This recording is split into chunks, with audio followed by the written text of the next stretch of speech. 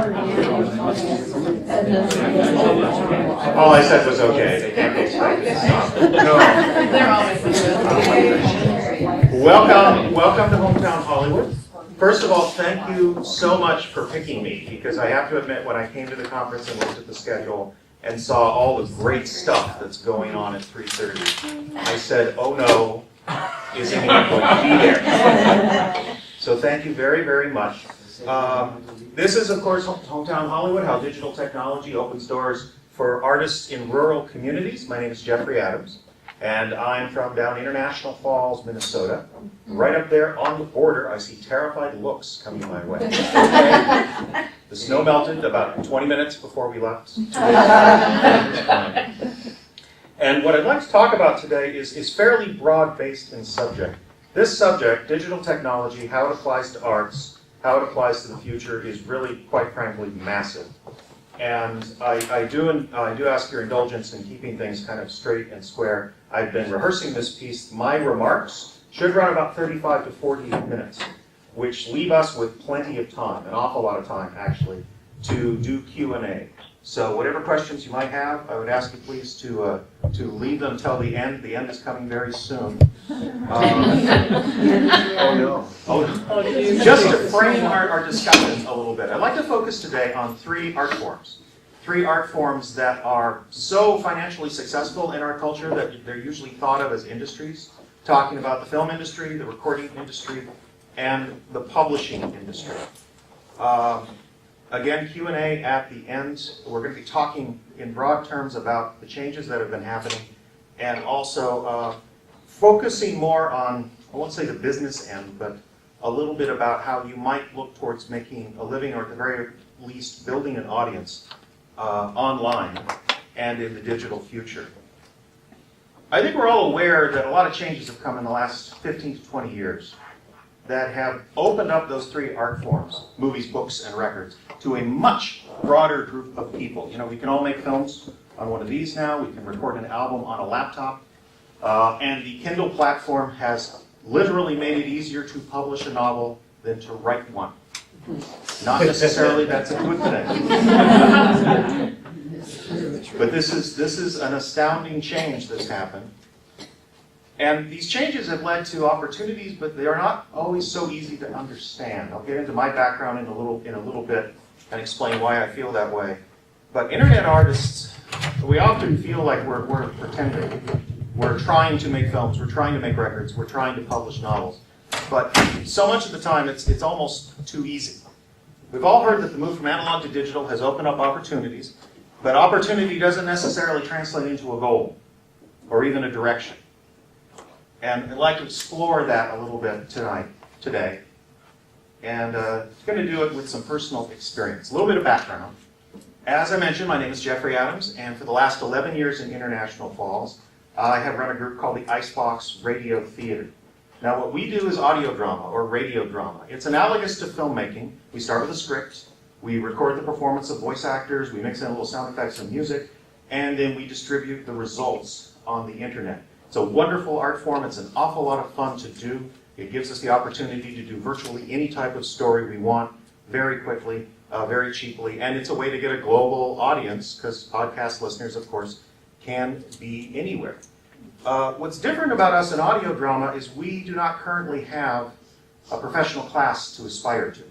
You know, if you're writing novels or making films or if you're recording music, there's still a chance that you could be ushered into the world of the entertainment industry, that industry that we're used to, the paradigm of the artist with the audience over here, and between them a company, some sort of industrial complex that you have to impress in order to get access to that audience. You could be the next Taylor Swift or the next Steven Spielberg or the next J.K. Rowling. That world still exists. And the door is locked, so you're trapped. That world still exists. Those of us in audio drama, we don't really have that option. Our forebears, of course, go back to early radio, pre-television broadcasting. In the 1930s and the 1940s. It was for a time the most popular form of entertainment in America, but television burst that bubble. And we pretty much were done with radio drama in about the mid-1960s. The result is that as we, in audio theater, as we look to a future right now, we are very, very interested in what the eventual result of this future, of these changes will be. If you're looking at the film industry, and the recording industry and the publishing industry, they're very interested in the future as well. But they have a vested interest in dragging as much of the past as possible into that future. We don't. So that kind of led me down this path of trying to figure out, okay, where are we going? What does the digital future really mean? How can we build an audience? How can we even make a living, possibly? And to explain why I started on this quest, I want to tell you a story about a show that a group of us did in audio theater. I'm just going to walk across the screen and do some of this over here because I feel trapped in that corner right now. A group of us in audio theater, we did a show about, let's see, over 3 Halloweens. It was called Transcontinental Terror. It was a lot of fun. 5 groups, one in London, Halifax, Nova Scotia, Portland, Maine, Memphis, us in International Falls, and then Portland, Oregon. We did a 5-hour radio marathon live streamed on the internet. And it was great in some ways. It was also kind of a life-changing experience for me. See, the process was we would plan out the event in advance, and we did that via Skype and email and all online, because as I say, we were spread all over the continent. And that process went really well. We were sure during our planning process to keep our expectations very, very reasonable. We told ourselves we're not going to get rich, we're not going to get famous, NPR is not going to call us and ask to do the show, could you please do it again on our broadcast network? We were keeping things reasonable. Then October 31st would come, and we'd do the show, and the show went pretty well. No technical glitches, really, to think of. We streamed it live on the internet, got a couple hundred listeners, had a lot of fun. And then after that, we had a post-mortem, or an after meeting. We had one more Skype call where we got together, talked about what had happened during the show. And in each of these 3 years, when we did that meeting, there was a tangible sense of disappointment. As I say, we had kept our expectations very reasonable, and yet there we were, just not quite satisfied with the whole experience. And again, it was as if all my own brain was working against me. I couldn't understand why this was happening. And that was a major reason why I started researching and wanting to put together this program, because I wanted to figure it out for myself. What was really going on in my mind? What were my real expectations? What is a reasonable expectation in this day and age? It has to do with this concept I want to introduce now and then pick up later. Concept of value versus price. 2 very similar words. They have very similar meanings, but they are separate. They intertwine, kind of like vines around 2 vines around the same pole. Value versus price. Just keep that in mind, because I want to go next to a little bit of the past. Should apologize, I'm a history major. I don't understand anything without digging into its origin. So I want to begin talking about the old system, that system we were talking about with the audience, or I'm sorry, with the artist and then the company and then the audience on the other side. It all started with the media. Not the Fox News, CNN, bad word media, but the actual physical stuff that we used to capture an artist's performance and reproduce it millions of times. And I brought props. I have here some stuff that I want to pass around because I want you guys to have the tactile experience of sort of looking at some of this stuff, maybe for the first time up close. This is actual celluloid film. It's not old, actually, obviously. It's from the 1990s. It's the Super 8 format. And I'm just going to pass that around. And the next bit is kind of fun. This is magnetic recording tape. Now, the technological history of recording is a little more diverse than film. They used a lot of things, and this stuff didn't really come into use until after World War II. But it is still fascinating stuff to look at. The Beatles recorded on mag tape. Pink Floyd recorded on mag tape. All the great recording artists of the 70s used that. So I'll start this one over here. Again, just pass it around. And to represent publishing, I know this isn't as unique as the others, but I have brought a book. But it's a fun book. It's the Pocket Book of Great Detectives with C.J. Chesterton and Edgar Allan Poe and Arthur Conan Doyle. It's got that great used book smell. It's a pocket book, probably retailed for about 25 cents from 1941. This pulp novel is over here as well. Yeah, absolutely smelling. So as you take a look at that, I want you to think of 2 things. The first this media didn't really change over the decades or even close to a century that it was in use. You know, that film there, that is a plastic strip with sprocket holes down the side treated with a chemical compound that captured an image when exposed to light. That's what film was. That was what film was for Edison. That's what film was in the 1990s. It got evolved. Different formats were introduced. It was certainly improved over the time. But it was very, very stable. Never really stopped being what it was. Film. Ink and paper, of course, is more or less the same. As I say, magnetic tape is a little bit different, but we did use that for 50 years. That was the paradigm we were working with, the paradigm of this very, very stable medium that gradually got more expensive, but it never got cheaper. And the media kind of started to build a little chain that I want to, as a metaphor, I want to show for you now. We start with the audience, of course. There they are, having fun. That does look, actually, we're doing this again now, aren't we? We're going into these ridiculous glasses. Media is the first link in this particular chain. The second link was almost as important, and that was equipment, the stuff necessary to take this media that you're looking at and convert it into a finished work of art, a finished book or film or record. To get a couple pictures now, this is a movie set from the 1940s, 70s vintage recording studio. I couldn't find an old printing press, but they didn't shrink much. This is from the 1990s. Just take a look at this and think for a second. This is an industrial site. This is work. There are these little signs that men at work right there. You know, you didn't just wander in off the street and get a job like this. You had to put a lot of time and a lot of energy. It was very resource intensive to work in these industries. It was not something that just anyone got to do. If you were going to be one of these people working on this set, you probably put in several years at lower jobs working your way up. And the point I want to make is it was resource intensive, took lots of time. And that's why it formed the second link in the chain. The third link were because of the other two. Now, media and equipment made it very expensive, both in terms of time and in terms of money. But that was okay. Because if you did it right, it was profitable. And anytime you have a profitable business, especially in America, you get investors. Now investors, there's never been a shortage of investors in show business. Because, of course, there's a certain glamour and a certain association with stars and whatnot. So investors formed the third link in the chain because they not only invested and took a return and protected the equipment and the media from those people not yet ready to work with it, but they reinvested in the industry. They made it better. They were very, very competitive. The three industries I mentioned, publishing and recording and film, extremely competitive, so they were out to beat each other as well as get the biggest market share. And that led to a lot of developments, the most important of which was the fourth link in the chain, and that is distribution. That's boring. I mean, that's the single boringest piece of the puzzle, but it's also where the money is.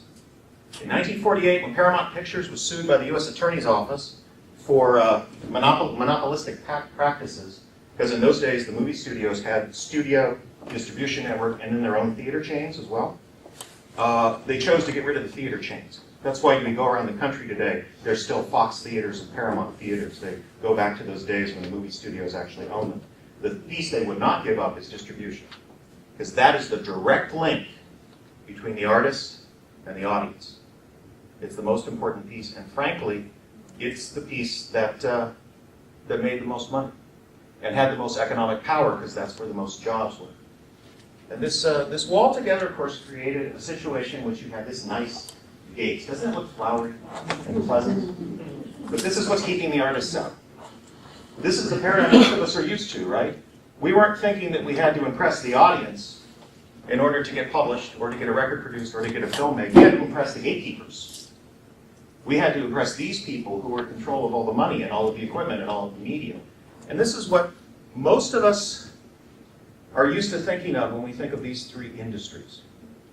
But of course, it all started to change sometime in the latter half of the 20th century with the introduction of digital. And what's interesting to me is the change started in the same place it all began, with the media. In the beginning, publishers started using word processors. Soon, digital audio workstations like Pro Tools replaced magnetic tape, and eventually, by the end of the 20th century, We had digital video replacing film. I want to say the first feature shot on DVD was Star Wars: The Phantom Menace, which had plenty of problems, but the images were really, really pretty. But when you go to digital from those analog media sources that we were talking about, something really interesting happens. We know about computers, right? You notice how they keep getting smaller and more powerful year after year. I think about this thing, which is really a microcomputer. We call it a phone, but it can do everything a computer can do. And I think about the first computer I bought in 1988, and there is no comparison. See, it turns out we're just now figuring out how to make computers well. And the result is economics of electronics basically does this. It's constantly getting cheaper. Now, when they started out in the professional entertainment industry with digital media, not much changed, because even though the media was now arguably for free, it didn't have any matter, it didn't have any mass, so how can you actually put a price on it? We didn't notice out in the world because, of course, the equipment was still very expensive. The equipment to manipulate that digital media initially was big, beefy computers that none of us could afford. But of course, what happens when you're looking at computers? Month after month, year after year, they get cheaper. They get more powerful. Until now, it's been replaced by Mr. Friendly Laptop, which we all have. We can make a movie, we can record a novel. We can record a record. You probably always could write a novel, but now we can actually publish a novel with our laptop computers, and who knows where it's going. Next, the biggest change of all, the change that makes those other two just look insignificant, the internet. I kind of geek out a little bit when I start thinking about what the internet actually did to distribution. Okay, I do a podcast. Think about this for a second. 3 weeks ago, I put up a podcast for the Icebox Radio Theater, and by doing that, by putting that on that server, I have actually taken care of all present or future demand for that particular show. 1 billion people could want that show tomorrow, and I would get a couple phone calls from the server company. Dude, what's up? You crashed our system 3 times. I'd probably get a nice bill for the bandwidth, but that would be it. Now compare that if I brought out that same show as a CD. 1 billion people want our CD. Okay, that's a wonderful problem to have, don't get me wrong. But I need to find a company that could print me those CDs. I need to find labels. If it's 1 billion, it's not just in North America. I got to come up with a way to get the discs in Europe and Asia and South Africa, everywhere. I'd have a lot of headaches, a lot of problems. That's distribution in the physical world. In the internet world, it's just there. And then finally, say in the last, 2 or 3 years, this new piece has been introduced. It's just getting started. Anyone recognize that logo? Kickstarter. Crowdfunding. Which is really rather astonishing when you think about it, because for the first time we have everyday people wanting to invest in some extent in these entertainment industries. So as you can tell, the wall around the audience is now gone, which means the gate is pretty much gone as well. I'm not saying this is our present situation. I see myself today as sort of the weatherman, giving you my forecast for the future. And it brings me to the next point, which I think is maybe the main one I want to make today, and that's going back to what I mentioned earlier, these concepts, price versus value. Remember I talked about Transcontinental Terror, the radio show that worked great, but just left us all feeling hollow. Upon reflection, I think what was going on is we wanted something back from our audience, which our audience was not really prepared to give. Mostly because our audience's supply of entertainment was a bit bloated, frankly. Let me explain why, by explaining those 2 terms. Price and value. Value is a human concept. Over here. Value is that thing you get when you read the book and you get to the end and you just want to go back to chapter 1 and start over. Value is that thing you get when you walk out of the movie theater pumped up because the film was so good. Or you listen to the song and you're in tears because it's so wonderful. Value is what we give artists when they give something back to us. When we love a work of art, we love that artist by extension. That's value. Price is a stainless steel robot with liquid nitrogen in its veins. Price doesn't care about you, it doesn't care about your audience, it doesn't care about anything, spare 2 things. How much of this stuff is there, and how many people want it? Supply, demand. Trying to move value over into price is a difficult thing because up till now, our system for entertainment has been mostly about price, right? You go to the bookstore, a hardback is what, $24.99? $26? It's going to be $26. It's the greatest novel ever written, it's $26.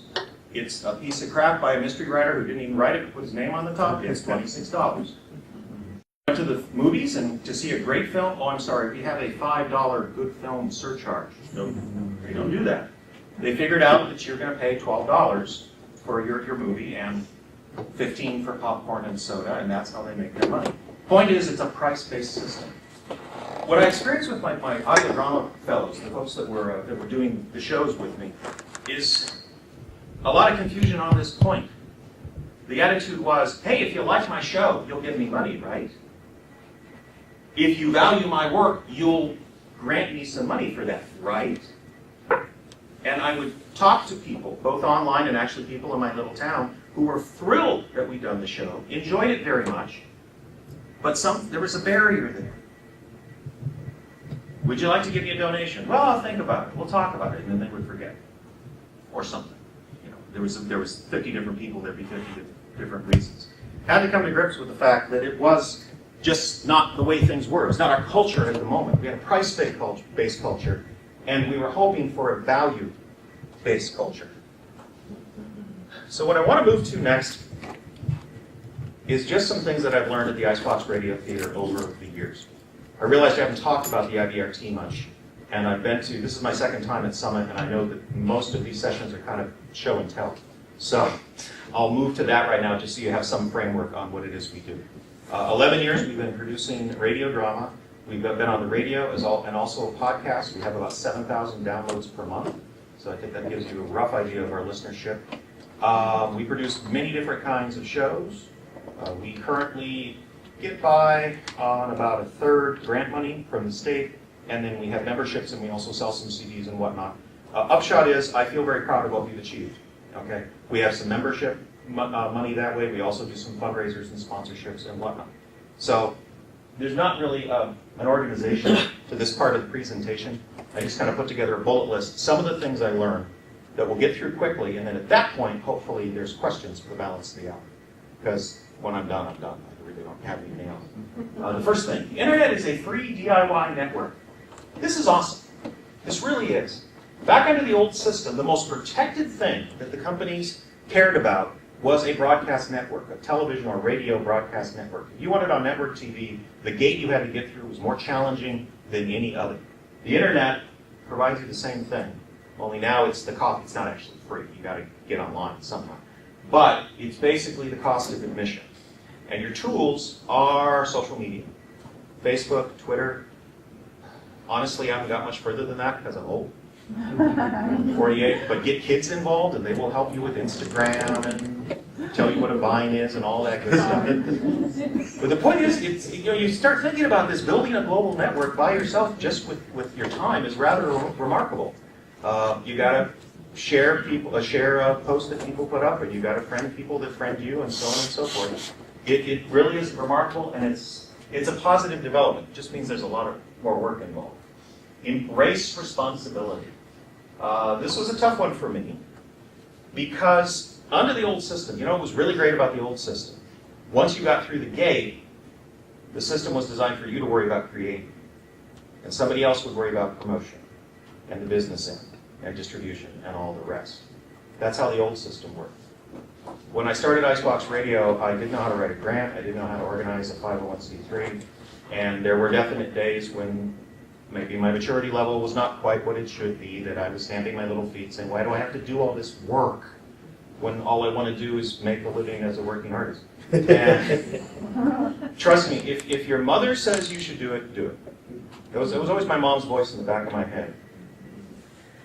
When I was done with the tantrum, just embrace responsibility, follow through. In the long run, it'll be better off. Build a network of support. This is huge, and I would guess going to be a big part of our conversation after I'm done with my prepared remarks. You need help. You need someone you can trust. who can tell you the truth about your work in a nice way so that you stay friends.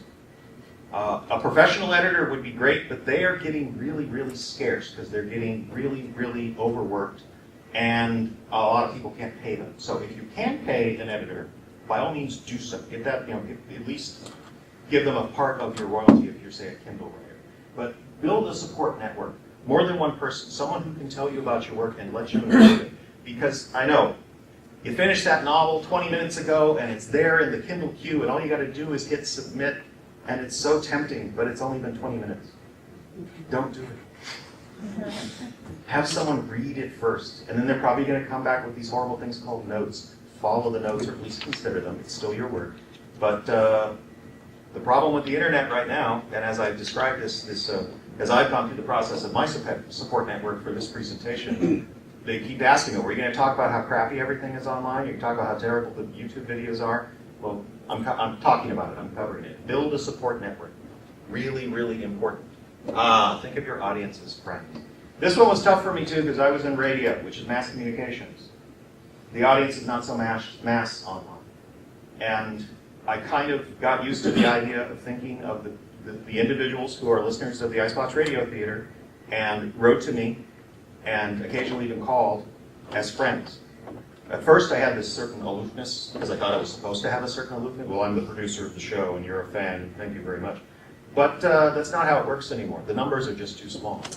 The audience has too much to do, too much.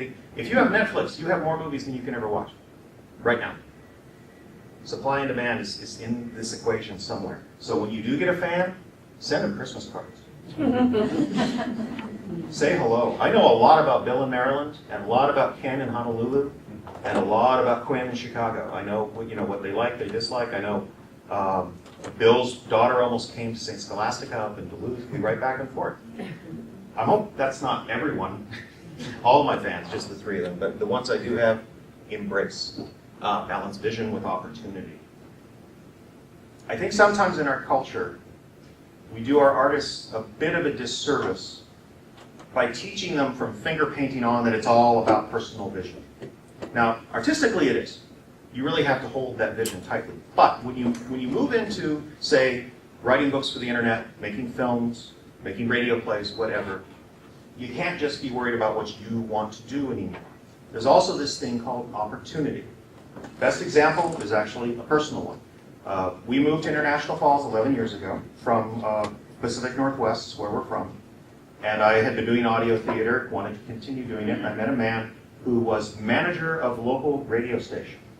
And this guy was willing to give us equipment, use of equipment, a space to rehearse and perform in, and most importantly, airtime. Actual broadcast airtime once a week. All he asked was that we do the shows live, like they did in old-time radio. Set up the mics and someone threw a cue and then you were live on the network. Or, this station, which reached about 500 people, if they had the radios on. I'm not a big fan of live. I came to audio through movies where you edit and you get the sound just right, and you mix and remix, and you sometimes say, that was okay, but can we get a take two? That kind of thing. But live, it's live theater. Someone screws up, it's in the show. Someone misses a cue, it's not in the show. That's just the way it is. But that was where the opportunity was. When we a couple years later, we wanted to organize the group, we wanted to organize the theater. I was terrified of the idea of filing as a nonprofit, but it was Minnesota, and I looked at our opportunities. Grants in Minnesota, are you kidding? Of course we're going to do that. That's where their opportunity was. Balance your vision, what you want to do with opportunity, with what's available. And finally, new financial opportunities come up all the time. Look for them. It's the beauty of the internet. Things keep coming up constantly. Kickstarter almost seems old hat now because we have Kickstarter, we have Indiegogo, we have Patreon, we have all kinds of great stuff. Just stay aware. And I want to share with you an artist that I really respect and I think represents maybe a vision for going forward. And his name is Jeff Jakes, or Jocks. Never heard it said, I don't know how to say it. And he's a comic artist. You might not be aware, but comic strips have done really well on the internet. Comics had their golden age in newspapers in the 1980s, but it was never a very comfortable marriage.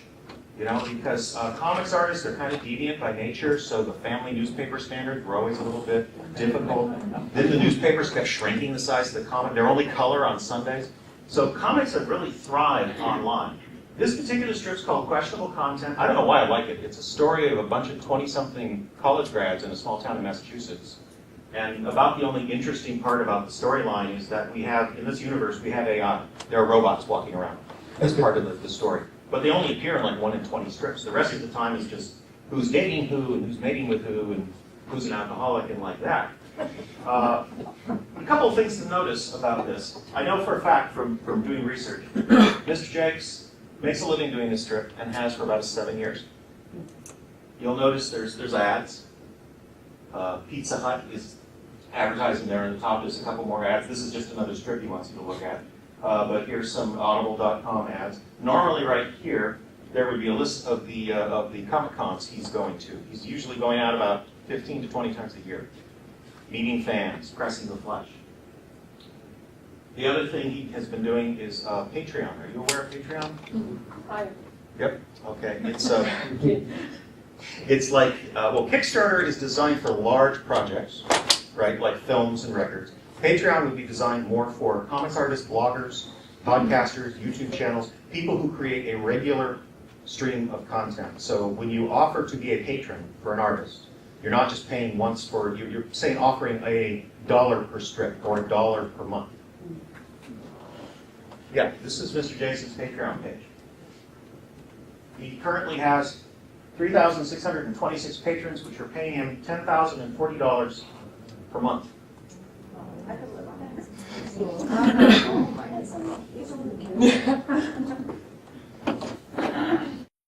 Going back to that strip, a couple things to notice. This is strip number 2,962. He's been doing the strip for 11 years. This is strip number 1. 29621. Do you think he's developed as an artist? And trust me, I've read most of them. The writing got way better.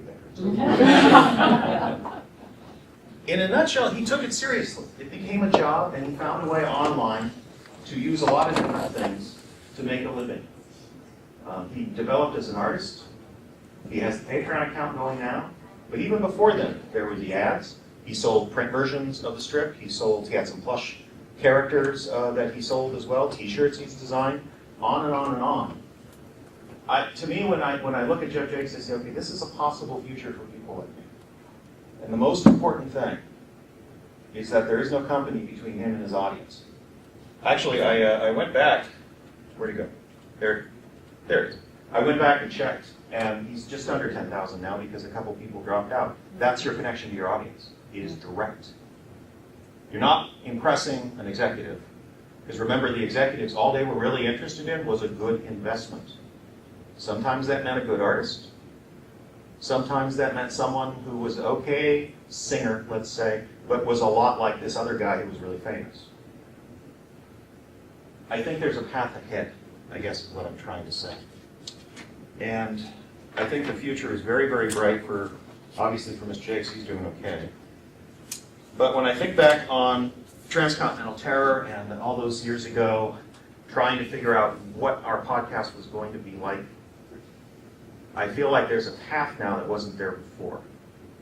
We have to go take responsibility for ourselves. We have to do some maybe not so fun things, but it is there. I believe the future for artists is really, really bright. Perhaps the brightest it's ever been. The amount of work necessary seems like a bit much. Remember, there's more information now than ever before. If you have a question, type it into Google. You'll be amazed what comes up. Okay, as promised, we're at 34 minutes. I'm in radio, so yeah. The sweet man gets to the top, that's it, you're done. So I would very much welcome your questions right now. And if not, we can go home early. Yeah. Do you have a Patreon page?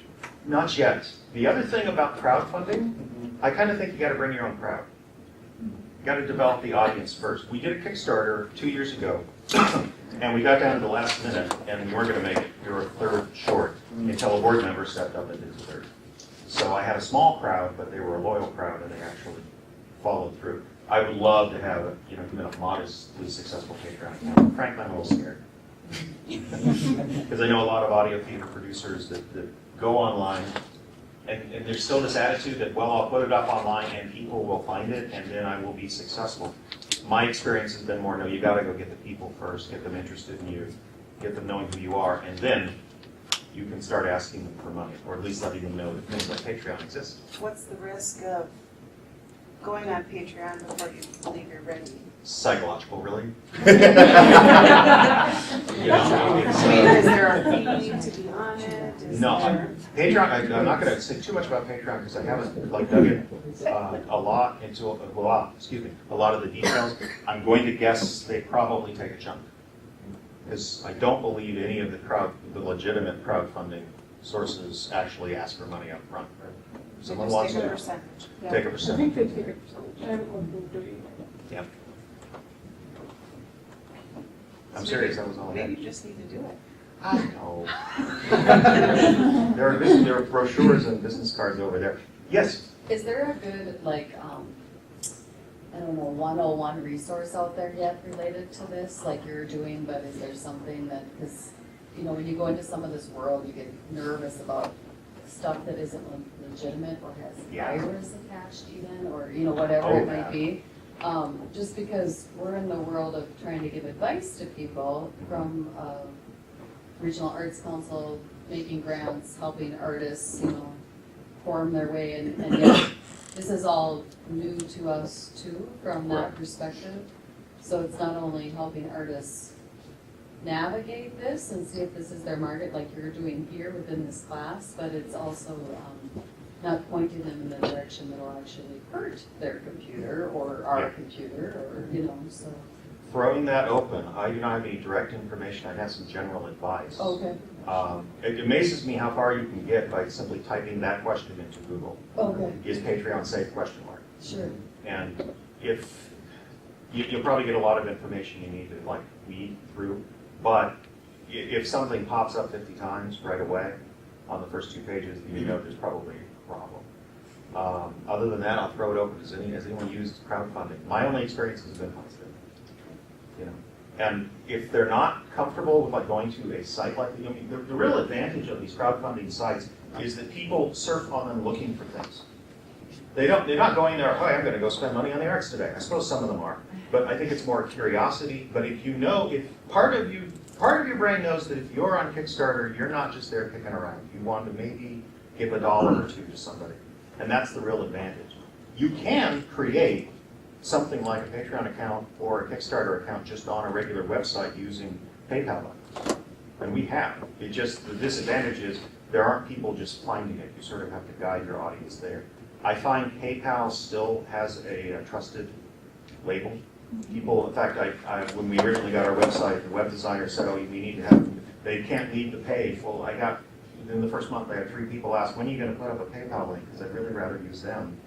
PayPal is a good way to start. And there are PayPal buttons, it's all free, where you just, if you have a little bit of web design code, you can just throw this button in there and people can give you $50. Or there's a donate button, that's a standardized button at PayPal. If people are a little squirmish about going Kickstarter or Indiegogo or any of those, I would send them there. Can I just add a note there that if with PayPal, you can, if you're a 501c3, you can get a discount. Nonprofit account. Yeah. Yeah, I think I haven't looked this year, but Give Him In, if you're on there, you can set up funding projects on there too, not just and send it out. So GiveNN is a really good source. It's see, who's it tied to now? I can't remember because they switched. That is the downside of online. GiveMN. They do Give to the Max Day. Give to the Max Day, but you can set up like if you wanted to fund an artist, you could say, I'm doing a project, let's fund this artist. Make it happen. Then their processing fee is higher than getting dollars to donate directly on PayPal. Well, it is, but if you're talking about people who Trust. Yeah. And again, people might kick around GiveMN just looking to see what's there. It's a little bit like a storefront, not quite. You think of the experience of shopping in a store where you're walking down and just scanning at the goods, and you sometimes make a purchase based on that. There's most of the internet doesn't work that way. Most of the internet, you have to search for the thing, and then they will take you to various options. I think of Kickstarter as a storefront. And you know, when we did our Kickstarter campaign, I'll say 1/3 of our donations were people I've never heard of and who've never communicated with us before. And 2/3 were people that I knew. Yes? It does come down to distribution still being a problem, even if you're on the internet. So how have you used social media to your maximum benefit? Twitter, Facebook, God, I hope it's not whatever. maximum. Well, what has worked best for you? That. Is that Finally admitting to myself that there is no magic key, and I kind of had to do it all. That was my attitude going in was, oh, do I do Kickstarter or do I do Facebook or Twitter? Do I do this or that? It's like you have to do every single platform. I don't. I wish I had the time to. There is some help, like for example, my tweets also automatically appear on my Facebook board. Generally, Facebook is the most effective for us at reaching an audience. But again, what we do is kind of analogous to old-time radio. I think our audience trends a little older than your internet average. And that's where Facebook is. Facebook tends to trend a little older than anything else. If you had to do just one, if you only had the time, Facebook. The best way to save time, if you're going to do all those media methods, is Hootsuite. Wait. Hootsuite. Spell it. H-O-O-T. There's benefits and downfalls to that. If you're feeding it automatically like that, you don't get the quality points you get by feeding it organically. Directly, right. I think I better sit down. That's I'm my already area. out of my depth. I knew I would be. It's an easy way to link to all those different social media methods with one phrase of content that can go to all of them. But then you do got to keep it simple, though, right? Yeah, I 'Cause mean, you I- typically would keep it like a tweet character. It'll truncate your tweets if you're. Yeah. I discovered I mortified my children who are all in their 20s when I was using Tumblr. And I just no, I was putting my own stuff up on Tumblr, and I find out, yeah, that's not what Tumblr's for. Oh, okay, sorry. So there is some research to be done. Yeah. What is Tumblr for? What is Tumblr for? You're young, tell us. Yeah. It's for finding other people's stuff. Right? Yeah. A lot of blogs, some people post, there's so many different things. There's like communities and certain things like that, like you use certain tags to link to a certain group in general. So if you're doing like webcomics, that's useful. It's mostly for younger generation, colleges around there. So they're usually extremely active, they post a lot of ideas and things like that. It's a lot for a lot of different things. It's the fascinating thing about the internet to me is I think I'm 40, so most of us grew up in this room grew up in a world where there was Macy and Gibbels and they competed with each other, and that just doesn't really seem to apply online. You can have, and I've had people pitch me this great new company they have, and they describe it for 30 seconds, and I look at them and say, that's Facebook. What are you doing? But they go through with it, and sometimes it actually sticks. I don't understand why. I'm just here to talk about the radio. I'd like to go back actually to the old-time radio. Yeah. We are looking at doing something like that in our facility, doing old-time radio shows live. Do it. Our radio in the town said they would broadcast them. Yay. Good for you. But would you suggest more than that? I mean, I hate to do the show and reach 100 people, 25 people that got their radio on that day, and all that work too, Yeah, well, you got to record. Yeah, would you still look at doing internet and having a podcast? Absolutely. Or what would you suggest? My experience has been the people that come up the week before the show. When's the show? What time is the show? How much is the show? I can't wait. They never show up. They're wonderful people, but yeah. And for what I do, for what you want to do, there was never a better platform invented than podcasting. Radio was just never that good for long-form storytelling because you turn on the radio, it's in the middle. You get to the end of you get home and you're still in the car and there's 15 minutes left of This American Life and you want to hear Act 4. It's the internet. It's just better. It's just better. So yes, absolutely. And can you monetize the podcast? I could. People like Ricky Gervais tried and failed. Yeah. Wow. Podcasting, it came in. Again, it's really difficult in online, I think, to place a price on a product. Think about every blog, every YouTube video, every podcast, everything online as the supply. Because really, when you're sitting there with your laptop or you've got your phone at the bus stop, it's all right there in front of you, right? You can go anywhere. There's no geographic barrier. Therefore, there's your supply. How could the demand possibly keep up with that? But then is there a place like, well, like Facebook is monetized? I mean, Right. you see ads all over the site. I mean, where you're podcasting, is that the same, you know, where are your podcasts? Oh, so you're residing? talking maybe advertising. Yeah, Um, because people won't Yeah. pay for anything, yeah. I know. yeah, no, they won't direct. I mean, the other thing about They can this get 20 gentleman, things for the strip free. is always free. Yeah. There's nothing, there's ads, but you can ignore them. It's not really clear to me, like, what the way we're gonna pay for the internet is. Advertising doesn't seem like a feasible option because we're so saturated with it. How effective can it really be?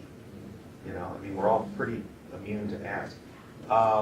The reason I brought up Patreon and Jeff Jakes is because small town rural artists, right? So we're not gonna have access to a big website. And if you've ever done, for example, Google ads, IBRT, we're part of a Google program called Google Grants, which gives us so many ads per month that we don't have to pay for because we're a nonprofit. But there are certain limitations. You pay for better keywords. So like for us, radio drama would be a great keyword, but we can't afford it. It's like $5 a click or something, and our ceiling is placed at $250. Honestly, I've read through that material many times, and it's just, I'm not that smart. So there are all these options. Couldn't tell you one that worked or one that wouldn't work necessarily. I kind of plucked out this example because, I mean, it's cool. Okay. You guys making 10 grand a month drawing comics. Yeah. How much would you spend today to do a setup that gives you all the capabilities that you need to do with the studio? Oh, like equipment and stuff? Yeah. Okay. Good news, cheaper than ever before. Yeah. I mean, I go back, like my boss at the radio station, when he was setting up his studios, it was PV or Mackie, and a mixing board, sorry for the rest of the old industry. It was PV or Mackie, and it was gonna be $5 grand at least. I wouldn't spend even $3 grand now. But I'm not really an engineer. Again, that vision and responsibility thing. When I started in radio, I kind of had to figure out this somewhat, but once I figured out the equipment to the extent that I like the sound, Yeah. I didn't really go that much further. It's kind of fun to talk gear, but I'm not a gearhead. Gearheads scare me a little bit because they deal with electricity and it seems dangerous. $3 grand ceiling, depending what you want to do. Yeah. There's a lot of good podcast setups for like $199 there. But again, it's all transistors, which means it's electronics, which means it just keeps getting cheaper. Okay. Do you do any video?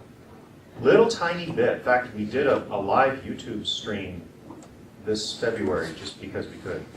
And I wouldn't even call that video because that's setting up a webcam and then ignoring it. But not a lot. I got a daughter in film school, so. What about copyright considerations? Copyright considerations. Make your own stuff. Just to let you know, it was one of the things I wanted to leave like a half hour just in case copyright came up. Because it is really, really thorny. My own personal opinion, the whole code's going to need rewriting at some point because it just barely makes sense anymore. But right now, the only way, okay, let's put it this way. As the artist, as the creator, you are the only person in that equation who can make it perfect. Because you're the only one that knows if you own the rights to that song or that image or that whatever. And the solution is create. Make your own music. Make your own, you got like an icon for your album and you need a kind of a gnarled looking tree. Go find a gnarled looking tree and take a picture of it. I think you don't need the rights of the tree owner, do you? It gets really, really complicated. But just so that I make sure you know where I stand, if it's online, that doesn't mean it's available. There is more royalty-free stuff available than ever before. I got a great music collection for like $60, several hundred songs. Creative Commons also by attribution? If you need music, incompetech.com, Kevin McLeod, he's sort of an internet hero because he gives all of his music away and asks for donations, and I think he does okay. You know? And if you want to like use one of his songs for a video game or something profitable, then he wants money. But yeah, basically, don't just take it. And generally, there's these wonderful things. We did a show. We did a play in January about a man actually committing suicide by walking onto a frozen lake at thaw time and then falling asleep. And I found this wonderful picture of a man doing just that. And I emailed the photographer, and she was from Wisconsin. The picture happened to have been taken in Finland, and we had a nice correspondence. And she just granted, I just said, can I have permission to use the photo? She said yes. Please give me credit. She has a little credit there in the corner. That was that. It's fun. You get to know them. We've had the same experience with authors. We stream our high school productions video with live stream, and only, of course, with appropriate copyright clearance. And we found that connecting, particularly one acts where they're not seen much, connecting with the authors, assuming they're live, has created both the opportunity for us to live stream and record and broadcast, but also to communicate with them, usually with Skype interview we can with them, and find out how they went through the process and how they suffered, and which is pretty typical of them as one-act playwriters, as well as some of the composers of the music that we're looking for as well. And so that's been probably the better part, actually, is communicating with these people so kids get a sense of what it takes to be in the business. So you're educating the next generation that, That's a hope.